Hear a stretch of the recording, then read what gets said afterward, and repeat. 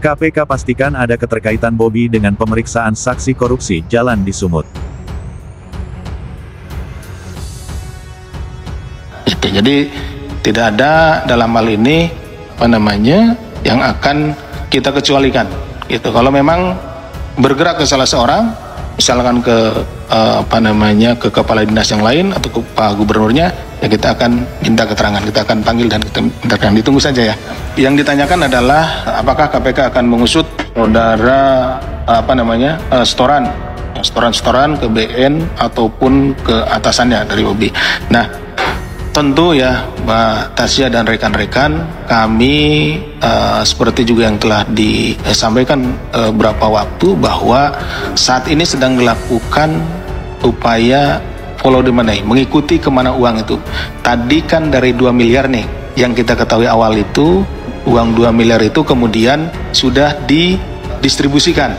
Ada yang diberikan secara tunai, ada juga yang ditransfer, dan ada yang masih sisa, yang 231. Jadi seperti saya sampaikan, bahwa selebihnya ini sedang kita ikuti. Kalau nanti ke siapapun ya, ke atasannya atau mungkin ke sesama kepala dinas ya, atau ke gubernur, kemanapun itu, dan kami memang meyakini, kami tadi juga sudah sampaikan bahwa kita bekerja sama dengan PPATK untuk melihat kemana saja uang itu bergerak. Kita tentu akan panggil, akan kita minta keterangan apa dan bagaimana sehingga uang itu bisa sampai kepada yang bersangkutan. Gitu. Jadi tidak ada dalam hal ini yang akan kita kecualikan. Gitu. Kalau memang bergerak ke salah seorang, misalkan ke ke kepala dinas yang lain atau ke Pak Gubernurnya, ya kita akan minta keterangan, kita akan panggil dan kita minta keterangan. Ditunggu saja ya.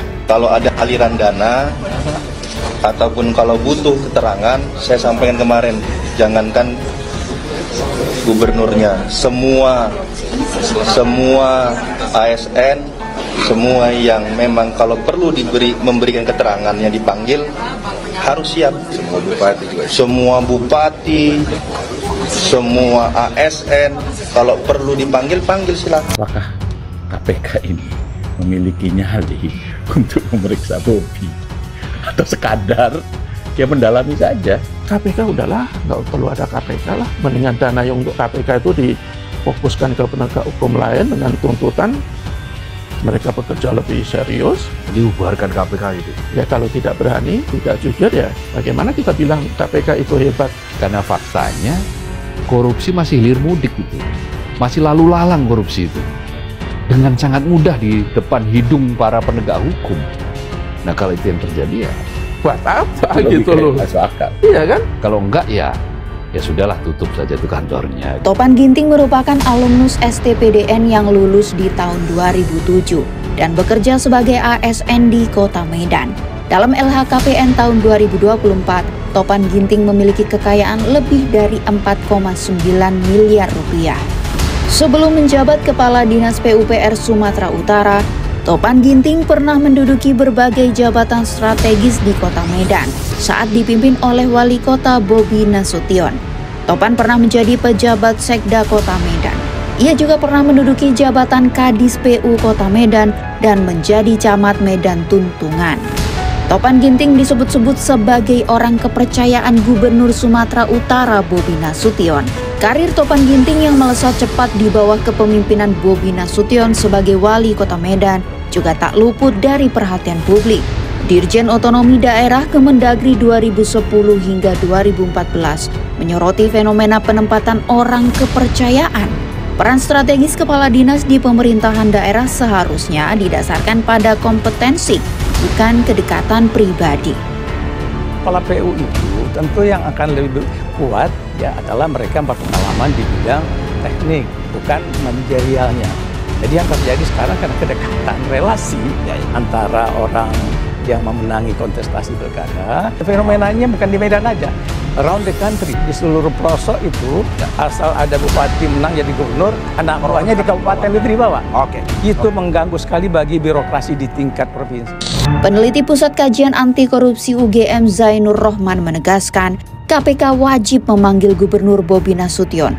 Menurutnya, orang kepercayaan seringkali diandalkan untuk mengamankan kepentingan pimpinan, termasuk soal setoran. Bobi ini sangat erat kaitannya. Kita belum bicara soal apakah terlibat atau tidak ya secara hukum, apakah ikut menjadi pelaku atau tidak. Tetapi dari sisi keterkaitan sangat erat. Dan sekali lagi Topan ini adalah orang yang dibawa dari Pemkot Medan naik ke PUPR Sumatera Utara, baru menjabat selama 4 bulan tiba-tiba sudah jualan proyek ratusan miliar.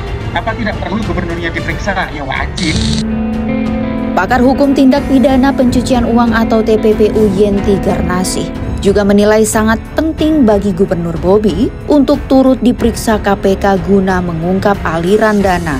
Posisi seorang kepala dinas sangat erat dengan gubernur dalam pelaksanaan teknis program kerja kedinasan.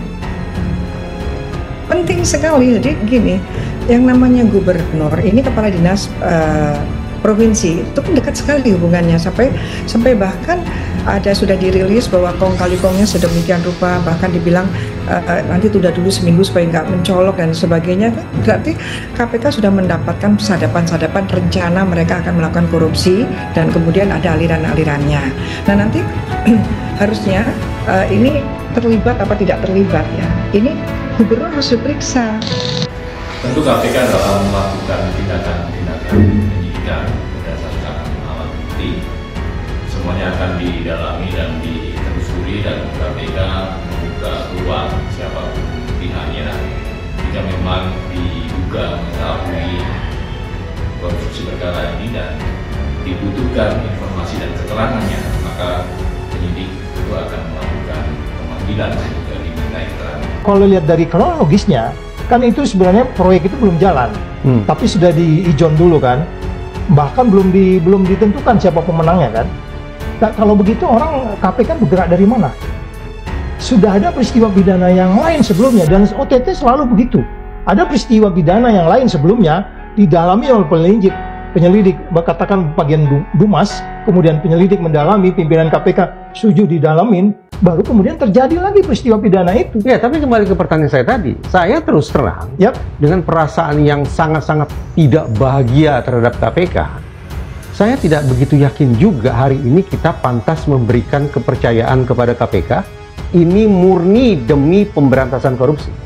Kalau dari sisi penindakan, saya menganggap itu murni.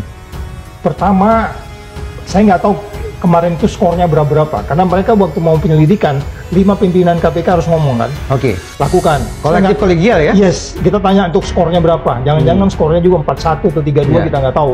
Split decision. Ya, itu selalu ada begitu kan. Selalu ada. Tidak begitu. mungkin ada satu pun yang bulat sempurna.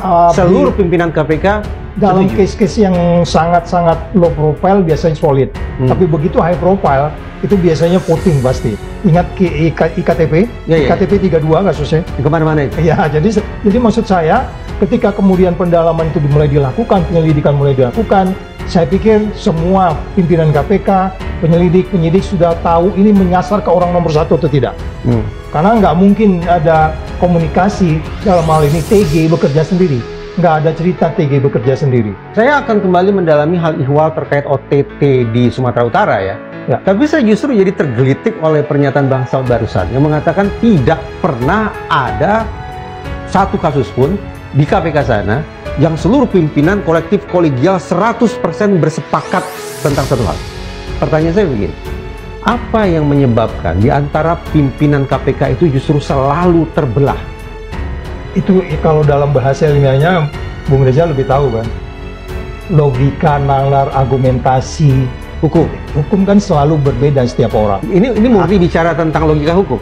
Oh ya, selalu bukan gitu. afiliasi politik. Iya, pertamanya kan untuk keluar ke depan muncul ke permukaannya kan gitu, tapi di belakang benaknya itu Reza nggak bisa ngadilin orang juga kan. Iya. Tetapi kita bisa melihat dari ucapannya kan. Faktanya terang benderang begini kok bisa ngomong begitu sih. Ini termasuk berlaku pada periode kepemimpinan Pak Agus. Bang Saud ada di situ. Jadi IKTP begitu. IKTP makanya saya bilang kan 3-2 skornya. 3-2 ya? 3-2 skornya, bahkan belakangan diancam petikan katanya gitu kan. Jadi kalau mau jujur memang KPK pun tidak imun terhadap intervensi politik ya? They are all of human. Mereka juga manusia, bro. Lebih-lebih di zaman Firly Bahuri? Yes. Betul ini? Yes, karena itu berbeda. Confirm ya? Yes, karena waktu di undang-undang yang lama dia mandiri betul. Masih ada coba orang menghentikan case itu. IKTP. Apalagi sekarang dia bagian dari pemerintah.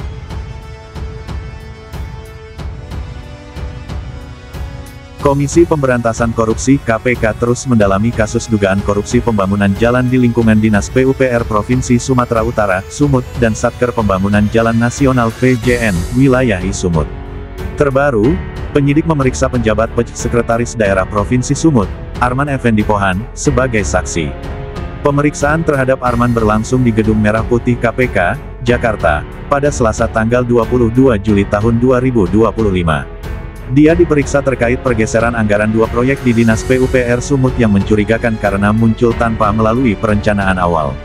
Didalami terkait dengan pergeseran anggaran dari 2 proyek di PUPR, yang sebelumnya belum masuk dalam perencanaan anggaran.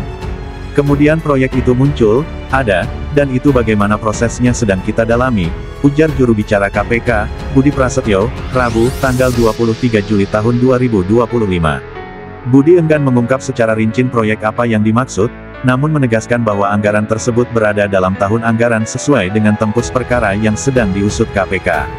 Kendati, KPK juga akan membuka peluang memanggil Gubernur Sumut Bobi Nasution terkait kasus korupsi proyek jalan senilai 231,8 miliar rupiah itu seiring pendalaman keterangan para tersangka dan saksi. KPK terbuka kemungkinan untuk melakukan pemanggilan, untuk melakukan pemeriksaan kepada pihak siapapun, karena dalam pemeriksaan tersebut, KPK membutuhkan informasi dan keterangan dari pihak yang bersangkutan, ujar Budi Prasetyo, di Jakarta, Selasa tanggal 22 Juli tahun 2025. Budi menjelaskan, saat ini penyidik KPK masih fokus mendalami keterangan para tersangka, saksi, serta hasil penggeledahan yang telah dilakukan. Hasil pendalaman itu akan menentukan apakah Bobi Nasution diperlukan untuk dimintai keterangan. Kami masih mendalami hasil-hasil pemeriksaan para tersangka ataupun saksi, termasuk penggeledahan di lapangan, baik di Dinas PUPR Provinsi maupun di Kabupaten dan Kota, serta Balai Besar Pelaksanaan Jalan Nasional, kata Budi. Jika Bobi akan dimintai keterangan, tentu saja Bobi akan menjelaskan sesuai versinya. Tapi nantinya KPK akan mengkonfrontir dengan hasil pemeriksaan tersangka dan para saksi lainnya. Soal keputusan KPK apakah Bobi akan dijadikan tersangka atau tidak, semuanya bergantung kepada hasil pemeriksaan nantinya. KPK mengaku akan bertindak objektif, tapi tetap saja ada keraguan kalau lembaga itu masih takut dengan keluarga Jokowi.